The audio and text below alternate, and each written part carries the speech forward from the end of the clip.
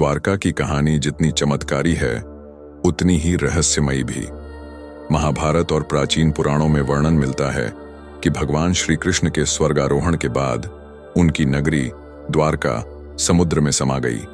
यह सिर्फ एक कथा नहीं बल्कि वैज्ञानिक और पुरातात्विक खोजों से प्रमाणित तथ्य भी है। चलिए जानते हैं इस अद्भुत रहस्य के पीछे की सच्चाई।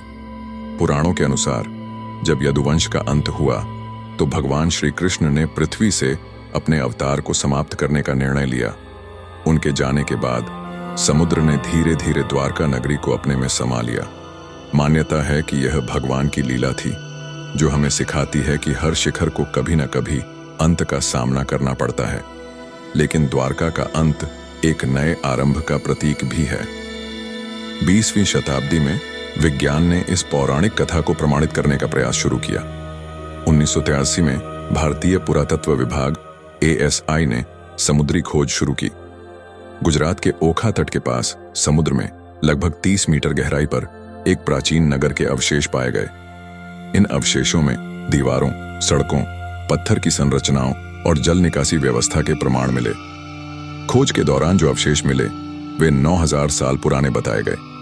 कार्बन डेटिंग तकनीक से यह पुष्टि हुई कि यह सभ्यता महाभारत काल की हो सकती है। यहाँ पाए गए शिल्प, मूर्तियां और वास्तुकला उस समय की उन्नत तकनीकी और संस्कृति को दर्शाते हैं। यह प्रमाण इस बात को और मजबूत करते हैं कि द्वारका महज एक मिथक नहीं बल्कि एक ऐतिहासिक नगरी थी। समुद्र विज्ञानियों का मानना है कि प्राकृतिक आपदाओं जैसे भूकंप या सुनामी के कारण द्वारका समुद्र में डूब गई होगी। प्राचीन ग्रंथों में भी इस घटना का उल्लेख मिलता है। महाभारत में लिखा है कि जब द्वारका के निवासी सुरक्षित स्थानों की ओर बढ़े तो समुद्र ने नगरी को अपने में समा लिया। समुद्र में डूबी द्वारका सिर्फ एक कहानी नहीं बल्कि हमारी सभ्यता और संस्कृति का अद्भुत प्रमाण है। यह हमें बताती है कि हर अंत के बाद एक नई शुरुआत होती है। द्वारका का इतिहास हमें प्रेरणा देता है कि समय चाहे कितना भी कठिन क्यों न हो, हमारी विरासत और परंपराएं हमें हमेशा जीवित रखती हैं।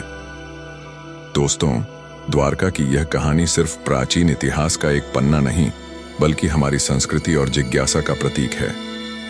यह हमें सिखाती है कि सत्य को जानने की कोशिश कभी बंद नहीं होनी चाहिए और सबसे बड़ी बात, जो आज डूब गया वह कल फिर से उठ सकता है। अगर यह कहानी आपको प्रेरित करती है तो इसे जरूर शेयर करें, हमारे चैनल को सब्सक्राइब करें और जानिए ऐसी ही अनसुनी और अद्भुत कहानियां। धन्यवाद।